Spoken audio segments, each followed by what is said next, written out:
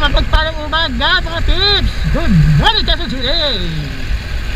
Andito na naman muli at muli nagbabalik kayo kasama si Dad at kabonding sa kalsada, katulin ko at bago ay lahat mag-intro muna tayo! Let's go!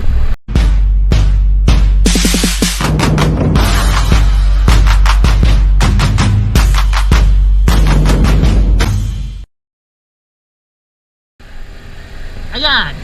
Ang pag-intro na tayo. Yes! May bago tayong intro. So, ano nga ba pag-usapan natin ngayon? Wait, teka February.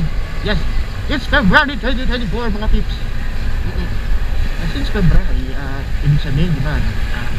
Sagot sa pag-ibig yan. Sa mga love. Di ba? Pero bigyan natin ng konting twist.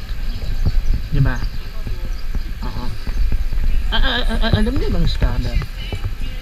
Di ba? Mga scammers. Yeah. I-try kayo na dito mga love scam. Yan. Di ba? Ngayon, hindi ko na makabisado lahat yan, no? So nag-research lang din ako so ng mga nakikita natin sa internet, sa mga balita. So by that, I list down all love scam na mga nasunod natin. So by that, i-try natin mag voice over. Kasi alam niyo naman ako, hindi ko kabisado ang mga yan. Tapos gagawa pa ako ng script. Tapos habang umaandar ako ng ganito, sabihin ko yan. Siyempre baka mamaya alam nyo na, di ba? Baka mamaya makinig tayo. So by that, makinig na lang kayo habang binibreak ko itong tinatawag natin mga love scam. Okay, come on! Ngayong buwan ng February, wala namang masama kung ang hinahanap mong karelasyon ay nasa internet. Ano ka ba? Puso na ito ngayon. Yung nga lang, dapat nating pag-ingatan ang ating puso at huwag magmadali dahil may mga insidente na tinatawag na love scam. Mga hayop talaga ang mga scammers na yan. I listed down all 8 signs ng isang love scammer. The sad boy or girl. Ang mga lintik na malulungkuting individual kuno. Gamit ang nakakalungkot na mga kwento upang magmukhang kawawa at agad susundan ng paghingi ng tulong pinansyal. The seducer. Puro na nilaway sa pagpapaliwanag. Masyadong mabulaklak ang mga salita na talagang mapapaibig ka at makukuha ang pera mo. The investor. Mga nagkukunwaring mayayaman at nangungumbinsi ng mga investment, ngunit ang talagang trip nila ay ang ipon mo. The serviceman. Ang nagpapanggap na nasa serbisyong militar o pulis o mga politiko upang makapangloko ng iibigin.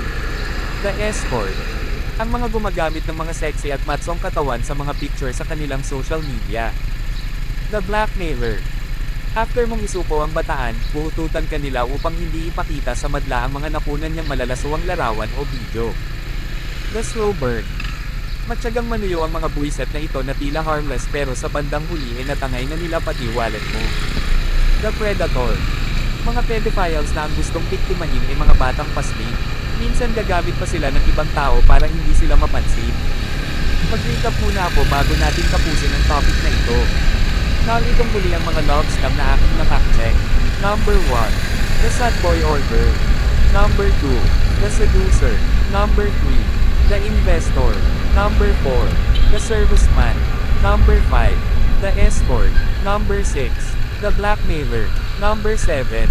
The slow burn. At ang huli, ang number 8. The predator. Obserbahan ang mga kausap ng inyong kapamilya o kaibigan. Maging mapanuri at mapagmatsyag upang hindi sila maging biktima ng mga ganitong uri ng scammers. Huwag kalimutang mag-like, share and subscribe para updated kayo kahit tamad akong gumawa ng video. Kita-kits ulit tayo sa susunod. Pag-iingat po tayong palagi. Godspeed.